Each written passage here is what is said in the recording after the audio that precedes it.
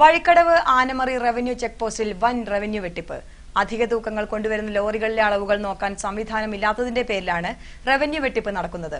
പകിടി കൊടുത്താൽ എത്ര ലോഡും ചെക്ക് പോസ്റ്റ് വഴി കടത്താം. പ്രതിവർഷം സർക്കാർ ഖജനാവിന് കോടികളുടെ നഷ്ടം. സ്വന്തം വാർത്തയുടെ അന്വേഷണാത്മക റിപ്പോർട്ട്. ആന്ധ്ര, കർണാടക, തമിഴ്നാട് സംസ്ഥാനങ്ങളിൽ നിന്നും പ്രതിദിനം 200 മുതൽ 250 വരെ ചരക്ക് കയറ്റിയ വാഹനങ്ങൾ നാടുകാണി ചുരമിറങ്ങി വഴിക്കടവ് ആനമറയിലെ RTO റവന്യൂ ചെക്ക് പോസ്റ്റുകൾ കടന്നാണ് കേരളത്തിലേക്ക് പ്രവേശിക്കുന്നത്.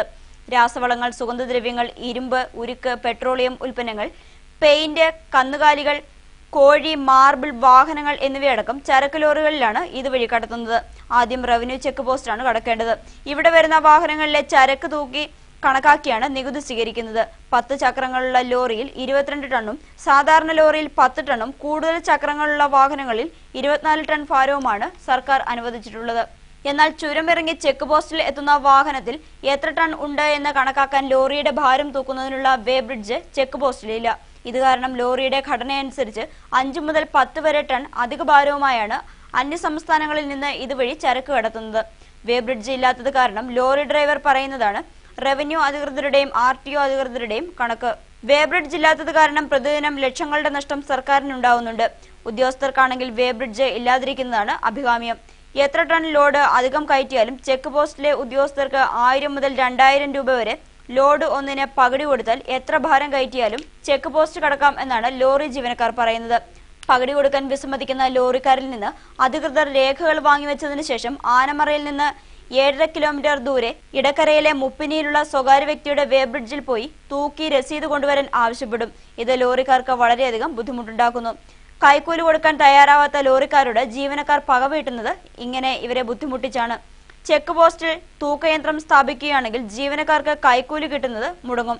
മണിക്കൂറുകളോളം ചെക്ക് പോസ്റ്റിൽ ലോറികൾ കാത്തുകിടക്കണം. രേഖകൾ പരിശോധിക്കണമെങ്കിൽ ചെക്ക് പോസ്റ്റിൽ നേരിട്ട് പണം വാങ്ങാറില്ല. പകരം ക്ലീനർ കടലാസുമായി ചെക്ക് പോസ്റ്റിൽ എത്തുമ്പോൾ ഏജന്റുമാർ അവരെ സമീപിക്കും. ഇവർ മുഖേനയാണ് കൈക്കൂലി ശേഖരിക്കുന്നത്.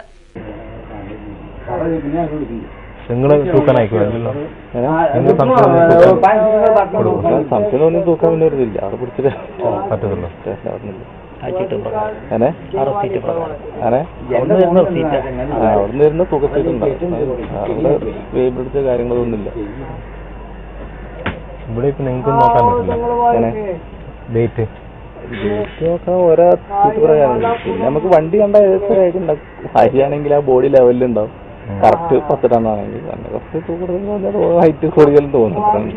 ഉണ്ടായില്ലേ മാർബിളിന് സുഖമാണല്ലോ അളന്ന് നോക്കാം. അളമ്പൊരു അത് തുകച്ചീട്ട് പ്രകാരം നോക്കും. ഇത്ര സ്ക്വയർ ഫീറ്റും ഈ നികുതി ഇനത്തില് ഓവർലോഡ് കയറ്റി വരുവാണെങ്കിലേ നികുതി കണക്കാക്കുന്നതിനകത്തൊരു പ്രശ്നം വരുന്നില്ല അന്നേരം.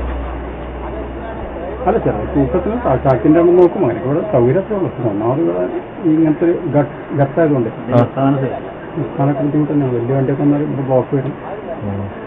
തൂക്കച്ചിട്ട് നോക്കി ഏകദേശം നോക്കും. 8 മണിക്കൂറോളം ചിലപ്പോൾ ചെക്ക് പോസ്റ്റ് കടക്കാൻ കാത്തു നിൽക്കേണ്ടി വരുന്നതിനാൽ കോഴികളെ കയറ്റിയ വണ്ടികൾ ഇതുവഴി വരാറില്ല. ഇവർ മുത്തങ്ങ വഴി 100 കിലോമീറ്റർ അകലെ സഞ്ചരിച്ചാണ് കേരളത്തിലേക്ക് വരുന്നത്. ഇതുകാരണം മലപ്പുറം, കോഴിക്കോട് ജില്ലകളിൽ കോഴിക്ക് ഇരട്ടി വിലയാണ് ഗുണഭോക്താവ് നൽകേണ്ടി വരുന്നത്. പ്രതിദിനം 50ഓളം മാർബിൾ കയറ്റിയ ലോറികൾ ഇതുവഴി കടന്നു വരാറുണ്ട്. അവ പരിശോധിക്കേണ്ടത് ഈ ചെക്ക് പോസ്റ്റിലെ ഉദ്യോഗസ്ഥരല്ല, അതിന് പ്രത്യേകം സ്ക്വാഡുണ്ട്. അവരൊന്നും ഇങ്ങോട്ട് തിരിഞ്ഞു നോക്കാറില്ലെന്ന് മാത്രം. കാരണം അതിന്റെ പകുതിയും ഇവിടെ കൊടുത്താൽ മതി. ചെക്ക് പോസ്റ്റിൽ അടിയന്തരമായി വേ ബ്രിഡ്ജ് സ്ഥാപിച്ച് സർക്കാരിന്റെ റവന്യൂ നഷ്ടം ഒഴിവാക്കാൻ നടപടി സ്വീകരിക്കണമെന്ന് DCC സെക്രട്ടറി VA കരീം സ്വന്തം വാർത്തയോട് പറഞ്ഞു. വഴിക്കടവ് വാണിജ്യ ചെക്ക് പോസ്റ്റുമായി അനുബന്ധിച്ച്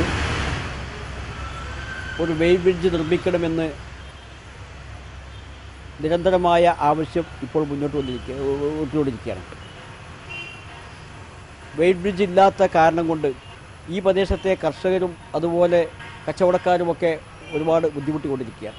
കോഴിക്കച്ചവടക്കാരെ സംബന്ധിച്ചിടത്തോളം അവരാണ് ഈ ആവശ്യം ഏറ്റവും കൂടുതൽ ഉന്നയിച്ച് മുന്നോട്ട് വരുന്നത്. അവർക്ക് ഈ പ്രദേശത്ത് വെയിൽ ബ്രിഡ്ജ് ഇല്ലാത്തതിൻ്റെ മൂലം മുത്തങ്ങ വഴി വയനാട് ചുരമിറങ്ങിക്കൊണ്ട് 100-ൽ പരം കിലോമീറ്റർ താണ്ടിക്കൊണ്ടാണ് ഈ ഏറനാടൻ മേഖലയിലേക്ക് അവർ കോഴി കൊണ്ടുവരുന്നത്.